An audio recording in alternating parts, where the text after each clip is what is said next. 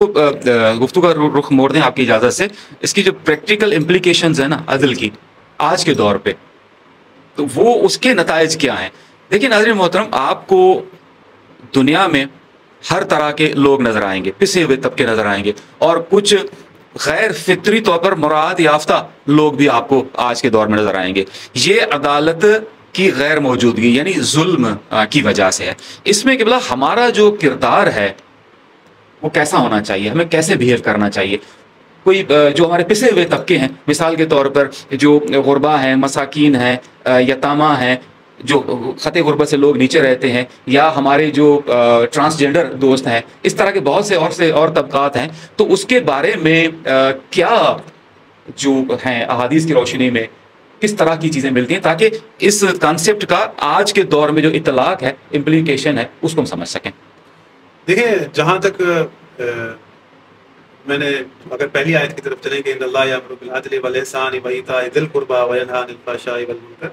ذی القربہ یعنی سب سے پہلے ذی القربہ میں آپ کے اپنے، پھر اس کے بعد جو مساکین ہیں، اور مساکین کا کس قدر قرآن کے اندر ذکر ہے، محتاج لوگوں کی یعنی مدد کرنا، ان کا ساتھ دینا. اور امیر المومنین علیہ الصلوۃ والسلام کی آپ زندگی اٹھا کر دیکھ لیں کہ وہ کس قدر یعنی مساکین کے ساتھ ان کا رویہ رہتا تھا. کہ کس وہ حدیث مولا کی ہے، وہ آخری حدیث میں سے امام حسن حسین علیہ السلام کے کر رہے ہیں، غازی عباس علیہ السلام اپنے ساری اولادوں کو وصیت کر رہے ہیں کہ مظلوم کے اون رہنا، مددگار رہنا، اور ظالم کا کے مخالف رہنا. یہ نہیں کہ ساتھ نہ دینا، ظالم کے مخالف رہنا. بالکل ایسے ہی. اور امیر المومنین نے بھی یہ فرمایا ہے کہ حکومتیں جو ہیں وہ یعنی کفر سے تو چل سکتی ہیں لیکن ظلم سے نہیں چل سکتی. سبحان اللہ. تو جہاں مساکین کے لیے جو ہے بہت سارے امیر المومنین کے فرمودات ہیں، قرآن پورا بھرا ہوا ہے ان کے حقوق کے لیے.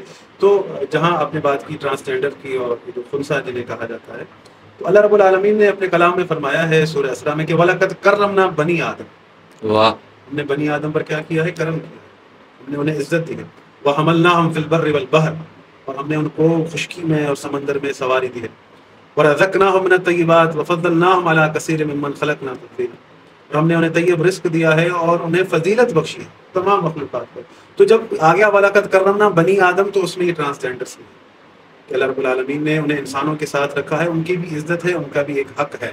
یہ ایک معذوری ہے کہ جو یعنی بچہ پیدا ہوتا ہے، تو اس کا قطعاً یہ مقصد نہیں ہے کہ معاشرے کے اندر جو ہے ان کو جو ہے نا تمسخر کیا جائے، ان کے ساتھ ان کا مذاق اڑایا جائے. یہ یعنی اخلاق سے گری ہوئی حرکت ہے.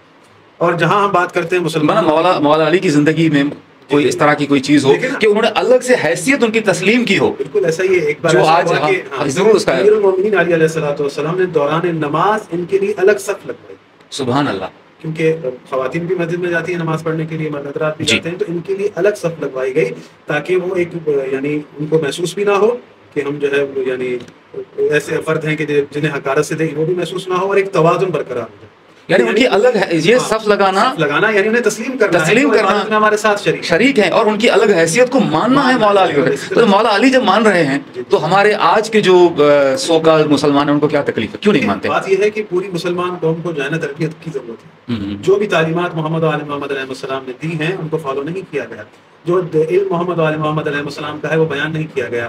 آپ جہاں پر یعنی آپ دیکھتے ہیں کہ دوسرے افراد کی جو ہے اتنی احادیث اور چیزیں ہیں، یہاں ان کی احادیث کو بیان نہیں کیا جاتا، کیونکہ ان کی احادیث بیان کرنا، ان کی باتیں بیان کرنا ایک قوم کا کام ہے. وہی ان کی باتیں بیان کرتے ہیں، ان کے اخلاق کو بیان کرتے ہیں. تو اب یہ کیونکہ ظاہر ہے جو ان کے اخلاق کو بیان کرتے ہیں وہ چھوڑے سے افراد ہیں. ایک جو معاشرہ ہے جہاں حکومتیں ہیں، جہاں تعداد زیادہ ہے، وہاں ضرورت ہے اس چیز کی کہ اس چیز کو بیان کیا جائے کہ دیکھیں آپ اگر اسلام کے ماننے والے ہیں، آپ رسول اللہ صلی اللہ علیہ وسلم کے ماننے والے ہیں، تو اللہ رب العالمین ان کے لیے کہہ رہا ہے ان ھذا خلق عظیم. تو ان کے اخلاق کو فالو کرنا آپ کے لیے بہت ضروری ہے کہ رسول اللہ صلی اللہ علیہ وسلم نے کسی کی بھی تحقیر کرنے سے، کسی کا مذاق اڑانے سے منع کیا گیا ہے. میں آپ کے سوال سے سمجھ گیا کہ جس طرح سے معاشرے میں ان کے ساتھ رویہ کیا جاتا ہے، لوگوں ان کو اپنے گھروں میں، اپنے فیملی فنکشنز میں تو بلوا لیتے ہیں، لیکن بات یہ ہے کہ آپ اپنی فیملی فنکشنز میں بھی ان کو بلا رہے ہیں، اور اپنی یعنی فیملی کے سامنے جو ہے نا وہ کبھی بعض اوقات سے ہم دیکھتے ہیں کہ نازیبا مناظر جو ہے وہ پیسوں کا وہ سارا شادیوں میں مختلف جگہوں پر ہوتا ہے.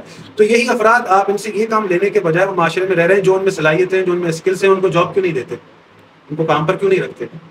یہ بھی معاشرے کے افراد ہیں، معذور لوگ ہیں، ان کا بھی ایک سسٹم ہونا چاہیے، ایک کوٹا ہونا چاہیے، انہیں جابس دینی چاہیے تاکہ یہ اپنی زندگی آسانی سے گزار سکیں، اپنے معاشیات اور تمام معاملات کو حل کر سکیں. آپ فقط ان سے جو ہے نا یعنی ایک طرح سے وہ اپنے یعنی فنکشنز میں بس ان کو بلا لیا یا کہیں دیکھ لیا ان کے تمسخر کر لیا. آپ اپنے بچوں کو یا کسی کو بھی تربیت نہیں کریں گے تو وہ کیسے سیکھیں گے؟ آپ احترام سکھائیں گے تو ہی بچے بھی سیکھیں گے. تو بعض اوقات ایسا ہوتا ہے کہ گلی کے بچے بھی پھر ان کے یعنی تمسخر کرتے ہیں, ان کا مذاق اڑاتے ہیں. یہ اخلاق سے گری ہوئی حرکت ہے. مسلم معاشرے میں یہ چیز نہیں ہونی چاہیے. لیکن افسوس کی بات ہے کہ آپ کبھی مغرب میں جاتے ہیں یا کسی ایسے ملک میں جاتے ہیں, وہاں ایسا نہیں ہے. حالانکہ جو چیز ہمیں کرنی چاہیے, تمسخر کا ہمیں منع کیا گیا ہے, لیکن ہم اس کو فالو نہیں کرتے. سر عدل سے ہٹے ہوئے ہیں نا. اصل بات گھوم کر کے بنیادی نقطے پہ آ جاتی ہے اسی پہ کہ وہ جب ہم کیا کہتے ہیں کہ ایک بنیادی نقطے سے جب ہٹیں گے نا تو سارے بگاڑ جو ہے وہ پیدا ہوتے ہیں. تو اچھی تربیت کا ہونا, یہ ساری چیزیں تقاضا عدل سے ہی پھوٹتی ہیں, وہیں سے نکلتی ہیں. بعض اوقات ایسا ہوتا ہے کہ کبھی آپ کسی کی اگر مدد نہیں کر رہے تو کم از کم اذیت نہ کریں. جی بالکل. تو یہ جو بےجا اذیت ہے, بلا وجہ اذیت, کسی کو اذیت کرنا, یہ ٹھیک نہیں ہے. یہ یعنی انتہائی یعنی سخت بات ہے. اور جب تک دیکھیں یہ بنتا ہے, ہم ہر بات اگر حکومت پہ ڈالنے, ہماری بھی ذمہ داری ہے کہ ہم ان کو عزت دیں, معاشرے کا ایک فرد تسلیم کریں. تو وہاں اس کے بعد پھر دوسری ذمہ داری بنتی ہے حکومت کی بھی کہ وہ ان کو سنبھالیں.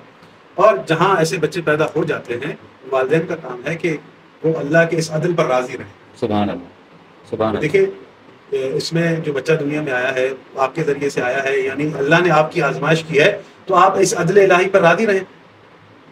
یعنی یہ راضی رہنا, کیونکہ بہترین تربیت کیجیے ان کو. گفتگو کے اسٹارٹ میں جو میں نے پہلے یہ ایک قسم بتائی تھی عدل کی, کہ عدل الہی, یہ ہے کہ اس میں راضی رہیں, اس بچے کی تربیت کریں, اسے سکھائیں, پڑھائیں, اسکل سیکھیں تاکہ وہ اپنی اچھی زندگی گزار سکے. پورا آپ اس کو چھوڑ دیں گے تو معاشرے میں پھر آپ کو پتہ ہے معاشرہ کیسا ہے.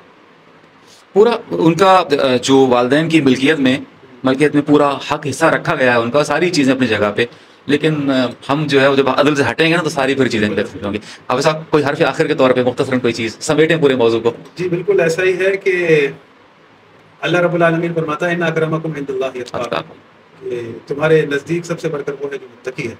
تو ہمیں تقویٰ کا سہارا لینا چاہیے. امیر المومنین علیہ الصلوۃ والسلام اپنے ساتھیوں کو, اپنے دوستوں کو تقویٰ کی سفارش کرتے ہیں. اور اعدلوا اقرب للتقویٰ, عدل کرو کہ وہ تقویٰ سے قریب ہے.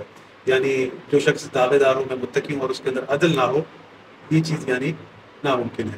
تمام تر چیزیں عدل سے ہیں. انسان کے اندر اگر عدالت نہیں ہے وہ مقام تقویٰ تک نہیں پہنچ سکتا. ضروری یہ ہے کہ اپنی زندگی میں عدل فردی, عدل اجتماعی اور عدل الہی, ان سب چیزوں کا خیال رکھا جائے. اگر ہم ان چیزوں کا خیال رکھیں گے اپنی زندگی کے اندر, جب ہم عدل قائم کر لیں گے تو ہمیں عدل الہی بھی سمجھ میں آ جائے گا, عادل امام بھی سمجھ میں آ جائے گا, سبحان اللہ, اور عدل اجتماعی بھی سمجھ میں آ جائے گا. جزاک اللہ. اب صاحب بڑا زبردست آپ نے موضوع کو سمیٹا, جزاکم اللہ خیر. ایک نئے موضوع کی طرف بھی آپ نے اشارہ کیا.